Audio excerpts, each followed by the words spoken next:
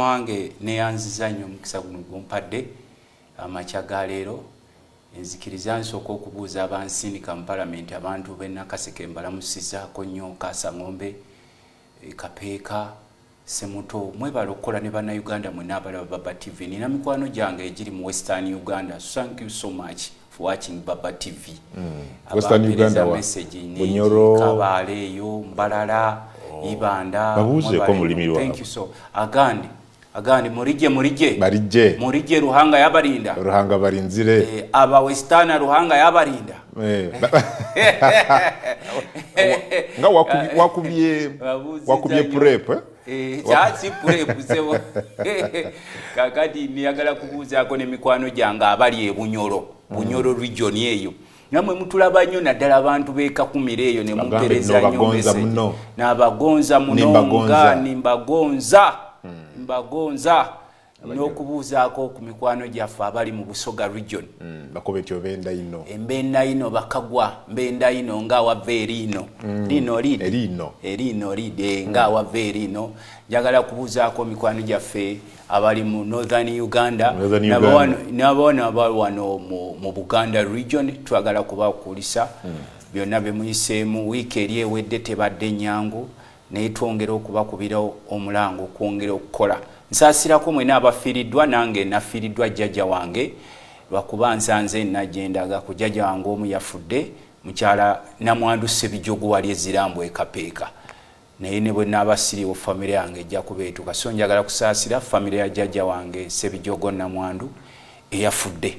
Njagala kubeebaza amakubo tubadde tulwanako gakolebwa mu bitundu byaffe okulimibwa batuwadde 1 billion per district okuba nti amakubo ago gakolebwa n'ekyenjagala okusaba ya accountability. Nkyali n'olutalo mukulu Katumba General Katumba Amara Minister wa Works ekkubo lyaffe lino ery'amatuga Semuto Kapeeka terisobola kuddaabirizibwa ku 217 billions 217 lirina kuddamu kukolebwa reconstruction not rehabilitation.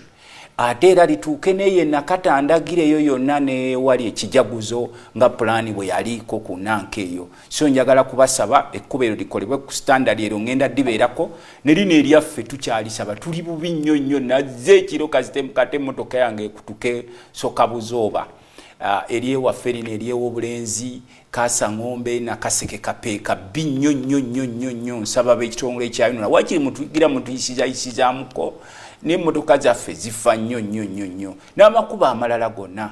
Njagala kusebo mukama wange okugamba abantu baffe ab'Nakaseke ku ddwaliro ku lw'omukaaga luno nabawaddeyo ebitanda n'emifaliso ne sijja kugireeta ku ddwaliro eyo kwezooba ne tiya gaasi nawulidde nabbanja yeewera abo opposition tujja bakubira mu malwaliro nga naye nze sijja kugwamu mutima guyamba abantu bano abatukolako effujjo wano babajjanjabira bweru wa ggwanga nga bali bubi bwe balwala bweru wa ggwanga n'abamu ebitundu gye bavaamu tebakolerayo ffujjo. Nze nabuuza nti ne Museveni gy'ava ewaabwe naye mukuba abantu emiggo nga baleese obuyambi mu bitundu neera ne mubatemula oba ne mubakolako effujjo limukola wano. So kakati ab'Nakaseke sijja kuleeta tiya gaasi mulwadde kufiirawo ganti Luttamaguzi eyakubiza omulwadde waffe tiya gaasi yabaddeko okisigeni n'afa mujja kujja ebitanda mu bikime ku kampu Luttamaguzi ku Saturday. Njagala kusaasirako sembayo nalabye omukulu wa Mama Mbabazi nga bakutwala entyaji mukulu wa Mama Mbabazi nga bakutwala entyaji mukimanye nti ensi tugiryako makoola. Ani atabalaba fujjo limukola wano mu ggwanga. You seem to be so supreme. You are above everything. You don't know the common man. Now you own Uganda. We are your subjects. Please. That lesson does not only go to Mbabazi and his family. Anti kyengamba nze mukwano gwange. Era ne mukyala we baamuwa obutwa nagendayo ne mulaba ng'engalo ze zonna ziddugadde. Mukyala we Jackie Mbabazi nga bamuwadde obutwa. So kati okumuntu kakati anti kyengambye nti don't be excited mu abali eno. You feel happy about what? No, I'm not happy. I am not happy. Neither am I sad. I'm sending a warning to these politicians here. The hooligans. That's not hooligans. Yes, the hooligans. That's not hooligans. That tried to attack him in UK. Katigwe, don't taptira byange. Because we saw hooligans trying to make noise.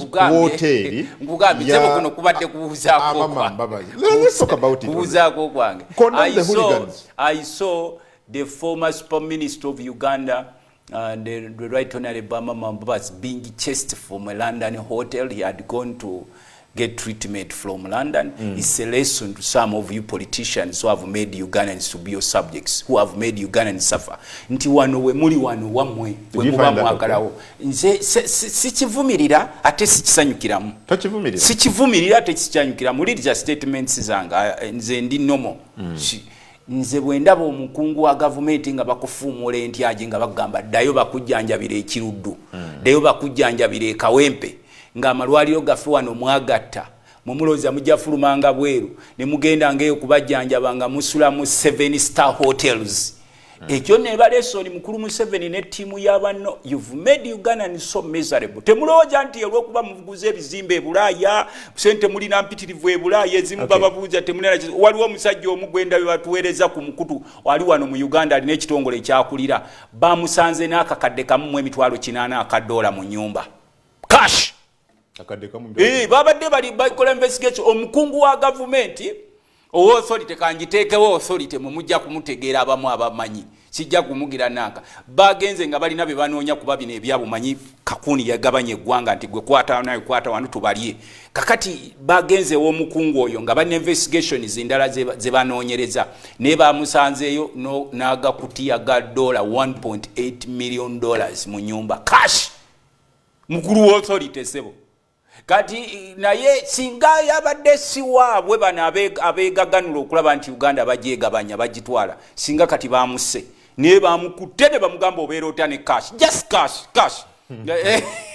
cash oba oyagala ngenda mukulagako na wano mu break ngenda mukulagako nano mu break bamusanze $1.8 million cash mu nyumba. None bamubuuza ati gine kutiya zino balina ebirala era bye babadde banoonya zite zine kutiya za dola okubala abalamu babala baleeta obuuma bwe bubala nga sente tezigoyo ne bagamba kakati sebo olina obuzibu n'abakungu ba gavumenti okugenda ebweru okufuna obujjanjabi. Yes, I have a very big problem. But you also go there. Very big not problem. You as a person. Abali ku luvuganya gavumenti. The other day nkwacha kulabira kono. The other day nalaba mukwano go mubaka wa parliament munne we muli ku luvuganya gavumenti. Honorable Betty Namboze bachireke ngagenda mu America on the account of Parliament of Uganda. Kati baba TV etera nnyo okuba ne bu clips bw'abantu abo nga babatwala singa mutulazeeko ka clips ko ekitibwa mama Mbabazi nga bamuga go back to Uganda go back nga bamutaddeke mundu zimukuuma bebungereza bamuga sebo tetubamutira wano omusajja mu bungereza wano ne batuleetera obuzibu wano. So it's okay mwe kugenda. I don't care who goes outside. I don't care who goes outside. Ugandans are supposed to get services equally regardless of your rank. Nze n'omuntu oli abeera eri wansi ebiduku ndera yokuwa kitundu kyewabako ebiduku omuntu eri wa wansi ebiduku omuntu owezirambwa omuntu owekoko gwange eri ewakaliso omuntu owekasiribiiti eri wansi naye wa kinoni alina okufuna the same services ngono Luttamaguzi gwe muyita honorable faba mutwagana temutuyita honorable when you are not honored in service delivery. Kakati nze bwe ndaba omukungu wa government oba MP oba minister ne baba ku opposition nti chokoli komberedde ki go opposition manyi kigambo opposition kitegeeza ekigambo opposition manyi kitegeeza we are opposing the bad service delivery so omuntu opposing bad service delivery yo muwayo kalivery gino gamba ne wakubadde I don't think abantu bonna abagende bwelo kufuna obujjanjabi bagenda kubanga wano tewali malwaliro gasobola wegalirwa kite babajjanjabira wano abamundoza bagenda for some other reason. Which other reason? No. Aina sente ze yesobola ogende ebweru olenzo okubeera nga doctor olenzo okubeera nga doctor wanamugambye no maybe bwogende bungereza kino kisobola okubeera nga kikolebwa maybe as you said maybe but it is not maybe most times. So what bagundi munetegereze mwe mutulabe mulekere ngaawo okwesukulumya mulekere ngaawo okwegulumiza mu nsi yaffe tumanyi mukuŋŋaanyiza obugagga era abamusuubira mugenda nabo mu ntaana munetegereze watch me please mustopinge okwegulumiza mustopinge okwefuula ab'ekitalo mu nsi yaffe kakati ndowooza mulaba batandise okubagobayo mu Amerika babagoba ebungereza babagoba nobanga oli mulwadde bakugoba otambulira ku migo bakugoba. Why can't you put those medical services here in Uganda? Because tulina capacity esobola ziteekawo amalwaliro. Nze nkugambye nze musaasiddeko nga mukwano gwange. He was a former super minister. He was one of them, these people. And he's still one of them. Kubanga bali no mulimu gwe bamwa. Gumayo mulimu gwe bamwa Museveni yamuwa omulimu of recent gwakola. Kakati twagala kumugamba mukuru. Abaana abo baba kutwala ntyaje ebongereza. Obaani gwe batwala ntyaje. Kya kujide mbongola abaana batwalaganye yali saba minister wa Uganda. It made me sad. Okulaba nti these senior citizens, they would be called senior citizens. I quote it. They would be called being harassed. Are being harassed wherever they go. Ngababuza mu kimye kyeno mwatu kyali acts of hooliganism have been exported. Acts of national those are acts of international patriotism. Please don't take your rugezigezi across the borders. You are humbled. Please be humble. Mr. Museveni and your group who think you own our country, Uganda, be humble. There is a time of accountability. Imagine. You condemn this. No, I don't condemn anyone. I don't condemn anyone. Nange bwe mundaba nga nzeyo nze rabwe ngende bweru wegwanga temumpita honorable nze ngenda bagampite Luttamaguzi. Yes. God forbid. But the same can actually happen to you. No, nobody knows tomorrow. Encho jagende bungereza. I don't care. I told you. I don't care. Bigamba go back to Uganda. Nze kwe kusoso gende bungereza. Bakwate emizindalo. Weroza lwaki namboze tebamugoba nti go back to Uganda nga agenzo mujanjaba. Why Namboze tebamugoba? Tukugambe, why didn't those people chase Namboze and stop nupiizing those people? Stop nupiizing them, because I already see some fools writing nupu supporters chased away honorable so and so. Those are Ugandans, irrespective of their political affiliation. Just write Ugandans, just certain money from here. Do you remember what happened to the late Jacob Olanya? No. And we saw literally the same acts. When why do you think the same individuals can chase away Mbabazi and they don't chase away Namboze? Why do you think the same people, those same people can chase away people within government, but they don't want to chase away people? Isn't a contradiction on your side? Which contradiction? As the opposition. Yeah. Those people you see are not opposition people. They are Ugandans living abroad. They are telling you go back and put those services you are seeking from here. So it's okay for Luttamaguzi to seek specialized treatment from the US and UK. And it's not okay for Mbabazi, for Jacob Olanya, for any other person that supports the NRM government to get specialized treatment from abroad. Luttamaguzi is in opposition, is opposing the bad services offered by NRM government. Era yore stand in nkugamba lwaki twakuwa sente z'ekirudu n'ozibba kabira.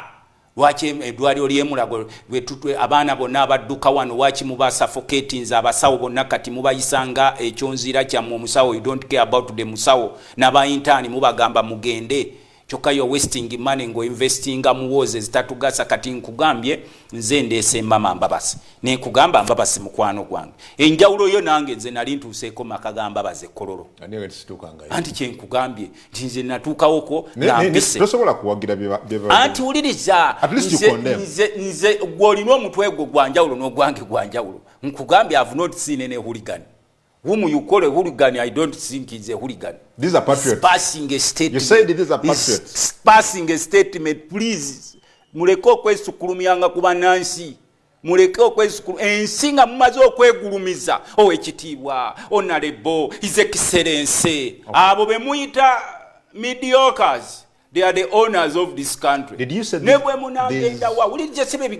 were patriots? International? What? Those are international patriots. Abagamba nti Luttamaguzi daye wamwe Uganda abakujjanjabe. Fe twadduke Uganda watching oli part of the leadership.